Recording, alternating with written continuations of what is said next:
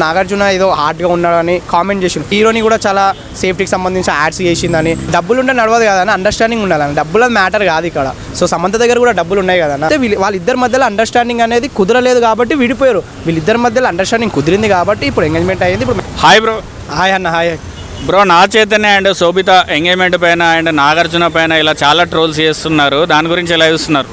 So first of all అన్న congratulation చెప్పాలి నాగ చైతన్య అన్నకి. సో అదేవిధంగా నాగ చైతన్య అన్న సినిమాలకు నేను చాలా పెద్ద అభిమాని అన్న. సో నేను యాజ్ ఏ అభిమానిగా చెప్పట్లేదు.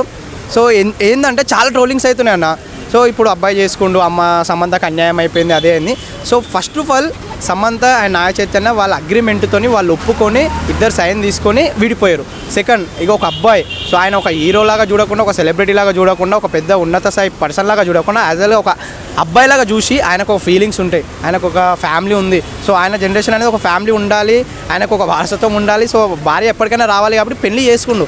సో అదేవిధంగా నాగార్జున ఏదో హార్డ్గా ఉన్నాడని కామెంట్ చేసిండు. అది సినిమా పరంగా భయ అలా చాలా కామెంట్లు చేస్తుంటారు, చాలా పొగుడుతుంటారు. సో అలాంటివి జరుగుతూనే ఉంటాయి. సో ఇప్పుడు ఫ్యామిలీ దగ్గరికి వచ్చింది కాబట్టి అవన్నీ నడవయి, ఇక ఆగిపోతాయి. ఇంకోటి ఆమె హీరోని కూడా చాలా సేఫ్టీకి సంబంధించిన యాడ్స్ చేసిందని, కొన్ని రొమాంటిక్ సంబంధించిన సీన్లు చేసిందని. ఇక సినిమా ఇండస్ట్రీలో ఉన్నప్పుడు అలాంటివన్నీ కామన్, అలాంటివన్నీ జరుగుతుంటాయి. కాకపోతే వాళ్ళిద్దరి మధ్యలో అండర్స్టాండింగ్ అనేది కుదరలేదు కాబట్టి విడిపోయారు. వీళ్ళిద్దరి మధ్యలో అండర్స్టాండింగ్ కుదిరింది కాబట్టి ఇప్పుడు ఎంగేజ్మెంట్ అయ్యింది. ఇప్పుడు మ్యారేజ్ కూడా చేసుకొని హ్యాపీగా ఉంటారన్న. సో రేపటి నాడు సమంత కూడా సింగిల్గా అయితే ఏమి ఉండిపోదు కదా, ఎవరినో ఒకరిని పెళ్లి చేసుకోవాలి. అది కూడా సెకండ్ మ్యారేజ్ అయిపోతాయి. ఇప్పుడు ఏదో నాగ చైతన్యని అన్యాయం చేసేసి తను సమంత వేరేని పెళ్లి చేసుకుని అనలేం కదా. సో ఎవరి ఫ్యామిలీకి వాళ్ళ ఫ్యామిలీ అనేది ఒక బాండింగ్ ఉంటుంది. ఇప్పుడు సెలబ్రిటీలను చూసుకుంటే ఒక్కొక్కరు ఇద్దరు పెళ్ళిళ్ళు, ముగ్గురు పెళ్ళిళ్ళు. అదేందన్న అక్కినేని ఫ్యామిలీకి నాగార్జున సార్కి కూడా కుదరలేదు ఫస్ట్ మ్యారేజ్. ఇప్పుడు సెకండ్ కూడా నాగ చైతన్య కూడా కుదరతలేదు. సో ఇప్పుడు నేను అనుకుంటున్నా ఏంటంటే సెకండ్కి ఇప్పుడు చేసుకుంటుంది కదా, కుదిరి ఇప్పుడు హ్యాపీగా ఉంటాడు, పిల్లలతో మంచిగా ఉంటాడు అనేసి అయితే అనుకుంటున్నాను. ఉండాలి కూడా, అదే కోరుకోండి మీరు, అంతే. కొంతమంది కామెంట్ ఏం చేస్తున్నారంటే డబ్బు ఉంటే ఏదైనా నడిచిపోతుంది, డబ్బులు ఉన్న వాళ్ళు ఒకటి కాకపోతే 100 పెళ్ళిళ్ళు చేసుకుంటారు, వీళ్ళకి ఇదంతా కామనే అన్నట్టు మాట్లాడుతున్నారు.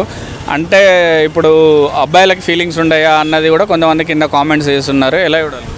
సో అబ్బాయిలకు ఫీలింగ్స్ ఉంటాయన్న, అంటే డబ్బులు ఉంటే నడవదు కదన్న, అండర్స్టాండింగ్ ఉండాలన్న. డబ్బుల మ్యాటర్ కాదు ఇక్కడ. సో సమంత దగ్గర కూడా డబ్బులు ఉన్నాయి కదన్న, మరి తను కూడా ఉండాలి కదా ఇక్కడ. ఇప్పుడు అట్లా మాట్లాడుకుంటే అక్కినేని ఫ్యామిలీ అంటే ఇండస్ట్రీలో తోప్ హీరోలు, తోప్ ఫ్యామిలీ వాళ్ళది. సో వాళ్ళు కూడా ఉండాలి కదా. ఇప్పుడు వీళ్ళ దగ్గర డబ్బులు ఉన్నాయని సమంత కూడా ఉండాలి కదా. ఇప్పుడు ఎవరంటే వాళ్ళు రారు కదా, అది అండర్స్టాండింగ్ అన్న. డబ్బుల మ్యాటర్ కాదన్న. అట్లా అంటే సెలబ్రిటీలని కాదు, మీరు ఒక్కసారి చుట్టుపక్కల చూసుకోండి, 2 పెళ్ళిళ్ళు 3 పెళ్ళిళ్ళు చేసుకున్న వాళ్ళు కూడా ఉంటారన్నమాట.